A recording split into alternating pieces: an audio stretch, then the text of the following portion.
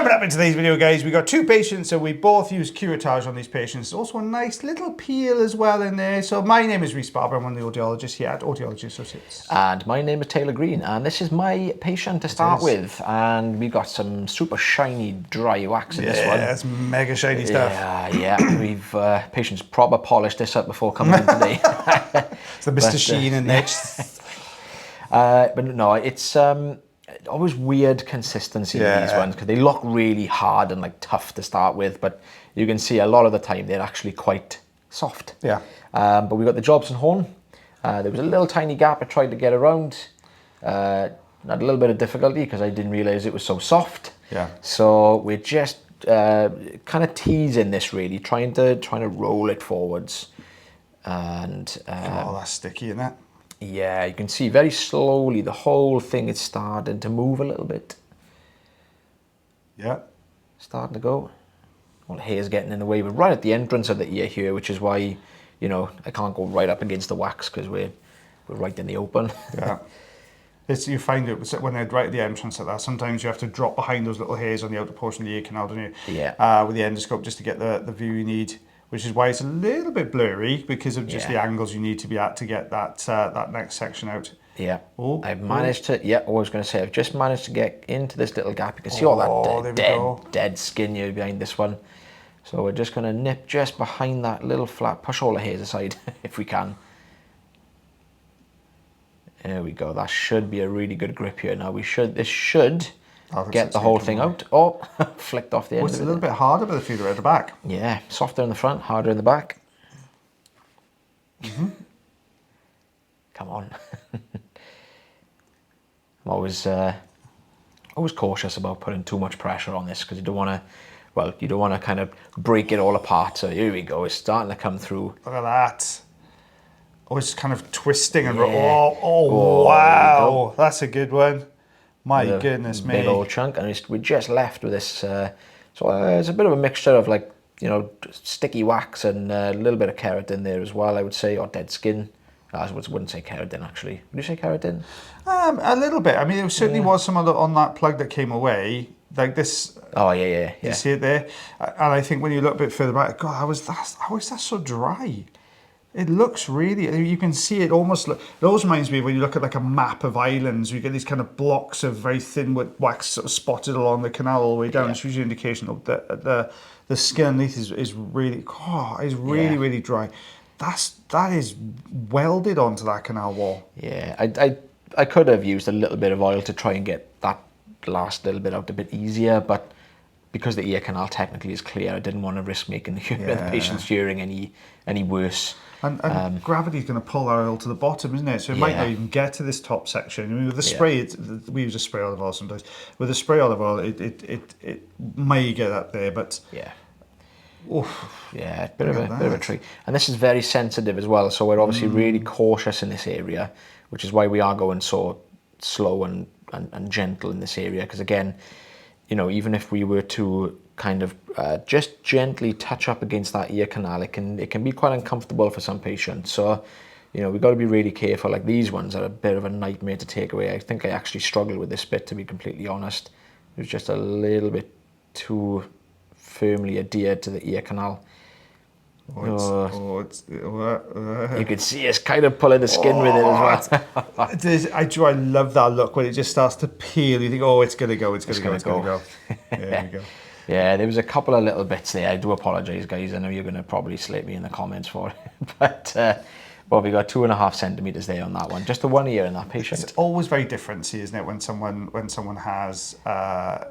I forgot, I lost my train of thought. The train of thought completely went. It's always very different when, thank you, buddy. It's the age of this, basically.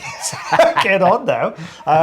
It's when somebody has, when you're doing the procedure, you can see the patient, you know how they're reacting to what you're doing inside the ear canal, you know when enough's enough for that patient, I think. So, yeah, what I will do, guys, I will try and pop a little peel card up there so you can have a look at another one. That way? I think it's that way.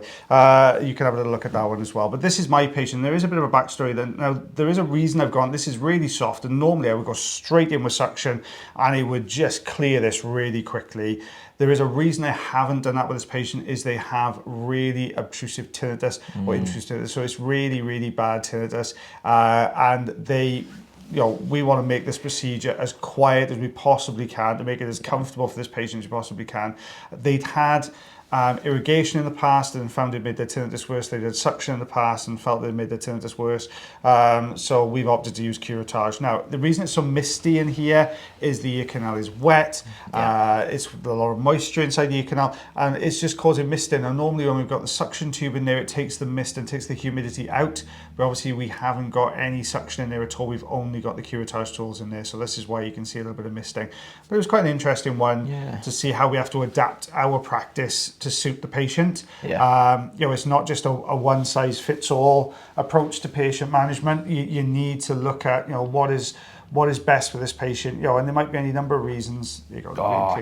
You're lucky that softer stuff wasn't any deeper, to be fair. You haven't seen this one yet.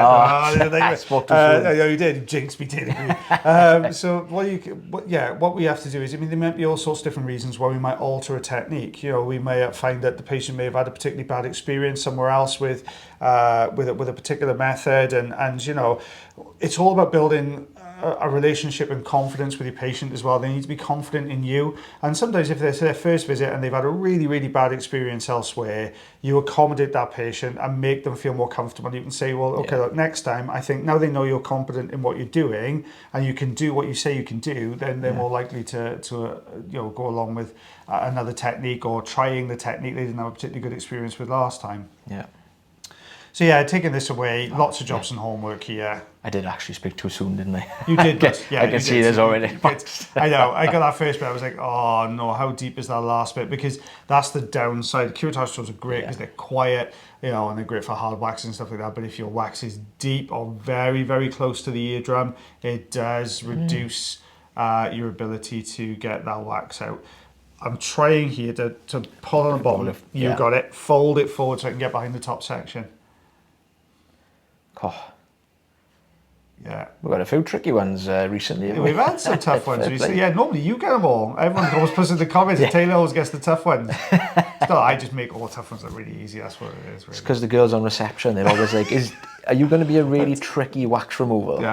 Taylor. So what it is? It's £20 every week across the desk. There you go. Make sure anything awkward, Taylor Green. Paying them off. So we don't really, guys. This is like a draw. So we can see this one now. It's starting to come away. There we go. It's pulling the next section forward. I think we've still got that deep section in there, though. Yeah, I kind of pulled away all the stuff in front of that first. But quite thick, sticky. What my advice to this patient when they did leave is, look, I'm happy to do curettage with you. It's not a problem at all. But just do me a favour and come in a little bit more regularly because, what we got away today, we were lucky today that I managed to get that really deep section away. If that had gone much deeper, I'd have no alternative but to use, a different technique. Look at that. Oof. No. We lay it all out at the end. There's some really big old chunky pieces in this one. Yeah, there is. There's some really chunky ones. That's a decent one, to be fair. Good job. Thank you. Brush your shoulders off. There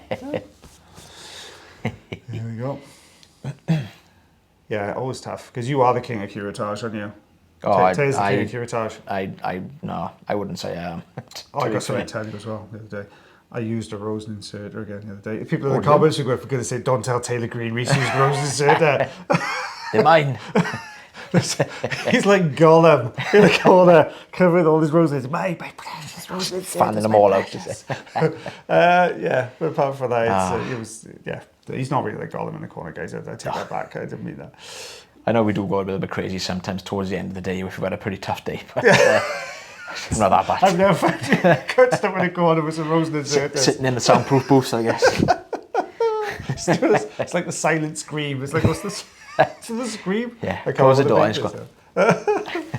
So we got all that away. I'm just taking taking some of these. There is some bits in the anterior recess, but my goodness me, that would be so uncomfortable and risky to go popping a Jobson horn down in there to try and scoop those last couple of bits out. Oh wow, look at that. Look at that for curettage. You've got a couple of days of some lengthy ones, to be fair. You can take your 9.5 centimetre hair wax remover. Look at that bad boy. That's all wax, that is.